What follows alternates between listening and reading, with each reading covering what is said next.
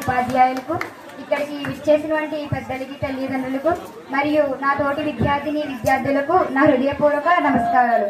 నా పేరు నవ్య. నేను 10వ తరగతి చదువుతున్నాను. ఈరోజు మన జీవితాల్లో వెలుగులు నింపిన తల్లిదండ్రుల గురించి, గురువుల గురించి, అలాగే ప్రభుత్వ పాఠశాలలో ఇచ్చే సదుపాయాల గురించి నేను ఇక్కడ చెప్పబోతున్నాను. ముందుగా తల్లిదండ్రులు. మన జీవితంలో తల్లిదండ్రుల పాత్ర చాలా గొప్పది. వారు లేనిదే మన జీవితం ఊహించలేము. వారు మనల్ని ఉన్నత స్థాయిలో నిలబెడతారు. చిన్నప్పటి నుంచి మనకి ఏదైనా నేర్పించింది వారే. మన మొదటి గురువులు.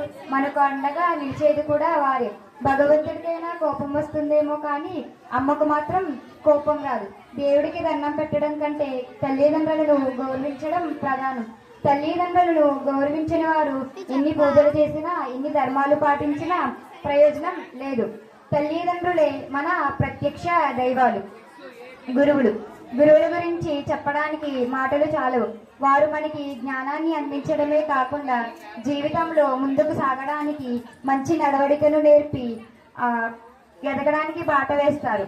సమాజంలో తమ విద్యార్థులు భవిష్యత్తులో పౌరులుగా ఎదగడానికి మంచి మార్గనిర్దేశం చేస్తారు. తర్వాత ప్రభుత్వ పాఠశాలలో సదుపాయాలు. మేమెంతో అదృష్టవంతులం.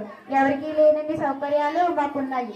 మాకు మా పాఠశాలలో ఉచిత విద్యను అందిస్తున్నారు. మాకు బూట్లు, బట్టలు, బ్యాగులు, అలాగే పుస్తకాలు ఇవేవి కాక తల్లికి వందనం పేరుతో ప్రతి ఏటా 15,000 రూపాయలు ఆంధ్రప్రదేశ్ ప్రభుత్వం వారు అందిస్తున్నారు. దొక్కా సీతమ్మ భోజనం ప్రకారం మధ్యాహ్న భోజనం రుచిగా సూచిగా పెడుతున్నారు. అలాగే చిక్కీలు ఇస్తున్నారు. సుందర దేవేంద్ర భవనాల లాంటి తరగతి గదులను నియమించారు. మంచి మంచి టాయిలెట్లు ఏర్పాటు చేశారు. ప్రతి సబ్జెక్టుకు సమర్థవంతమైన టీచర్ను నియమించారు. మా 10th క్లాస్ సీనియర్స్ మార్కులు చాలా బాగా తెచ్చుకున్నారు. వారికంటే మేము ఎక్కువ తెచ్చుకుంటామని ఆశిస్తున్నాను. ఏమైనా తప్పులుంటే మన్నించండి. నాకు ఈ అవకాశం ఇచ్చినందుకు ధన్యవాదాలు.